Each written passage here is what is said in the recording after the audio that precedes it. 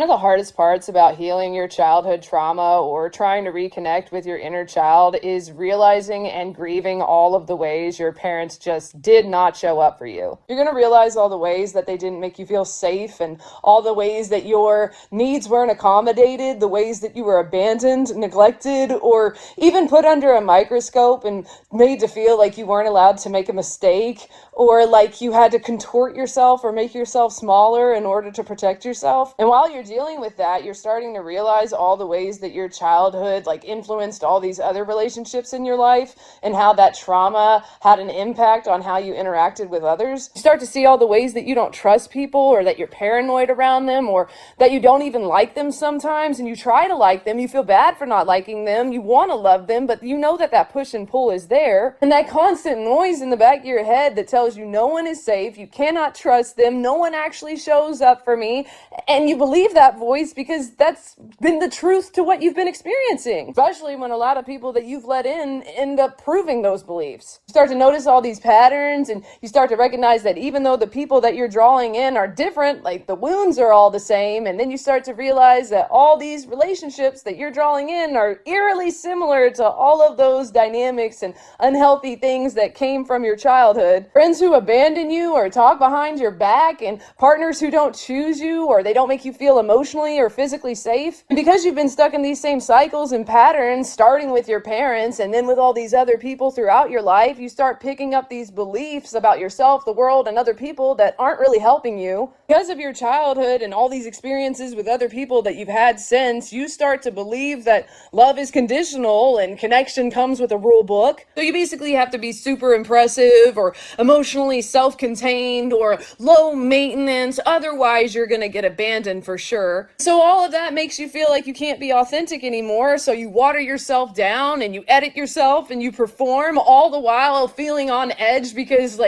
rejection just feels inevitable anyway. But to be honest, what's even worse is the idea of being seen, actually seen by someone, because that doesn't feel safe, that feels like a threat. And let's talk about your nervous system, which is either completely spinning out or completely shut down or just pretty much going back and forth between the two all the time. It feels like you're just living your entire life just trying to feel and do better, and you're just jumping through hoops all the time with overthinking or overworking, just doing too much. Or you distract yourself and numb out or do really anything you can to not have to sit with yourself. Then you make yourself feel bad for feeling that way because you don't want to feel numb, so then you try to get better, whatever that means, and then you just end up overdoing it again, and then you end up shutting down and numbing yourself again, and then the cycle just keeps going on like a hamster on a wheel. Then people tell you oh, well, you should just heal, reconnect with your inner child, but you're like, okay, well, I don't even feel like you understand what's going on with me, and you're definitely not even telling me what to do or how to heal my connection with my inner child, whatever that means. And you can't even begin to explain the grief that you feel over and over again when you keep having all these experiences and moments that make you realize that even though other people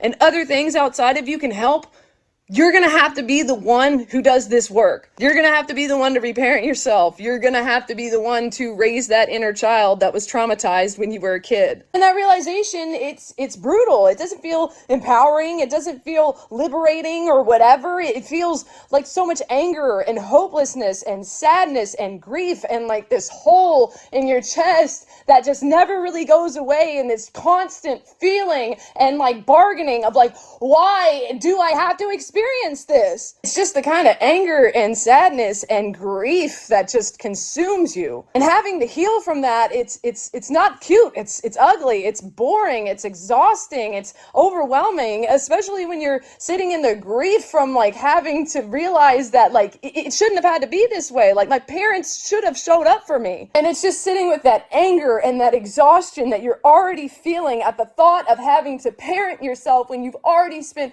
so much time and energy just having to survive. No one should have to deal with this, but you're here. The work is yours. I'm sorry. And not because it's your fault, but because you're the one who has to sit with those feelings. I mean, I guess the one benefit or bright side of that is maybe nobody would be able to reparent you the way that you'd be able to, because you get to finally choose how you want to raise yourself, how you want to live, how you want to navigate the world. You finally get the opportunity to make your inner child feel safe And that's gotta count for something. Whew. So anyway, what can we do about this? With anything in life, I always recommend starting with getting into a daily practice of regulating your nervous system and your body. When you start to consistently regulate your nervous system and your body, you start to help get yourself out of survival mode more often than not, and that helps you to build a foundation so that you can start building on top of that. Next, you're going to want to actually acknowledge the wound. You're going to want to start to recognize that maybe you were emotionally neglected as a child. Maybe you didn't feel safe. You're going to want to educate yourself about how trauma affects the nervous system, how it has affected you and your nervous system, what types of patterns and beliefs that you have because of that experience. And while you're doing this, you're going to want to come to terms with the fact that this isn't just this short thing that you can fix overnight. This is a maintenance thing. This is long term. Throughout this process, you're going to want to make a safe space for you to actually feel your emotions, that grief, that anger, that sadness, that loneliness,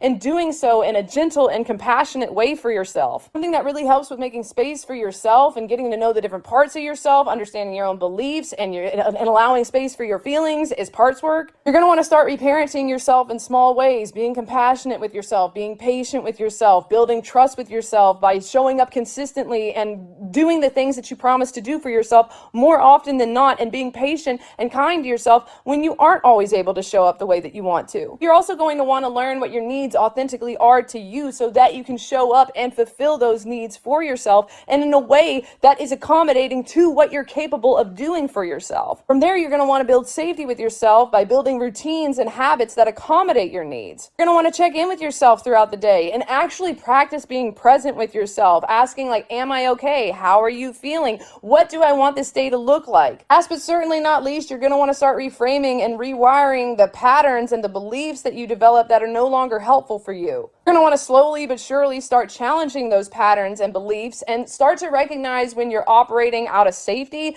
as opposed to feeling like you're in survival mode or people pleasing or perfectionism. So anyway, if you have any tips or tricks on how to reparent yourself or you just want to share your experience in the comments, please feel free to do so. Otherwise, I hope that helps at least one person. My name is Sarah and I'm your favorite self-experimenting coach or companion, and I help get people reacquainted with who they most authentically are. You're an amazing person and I hope you have the best day.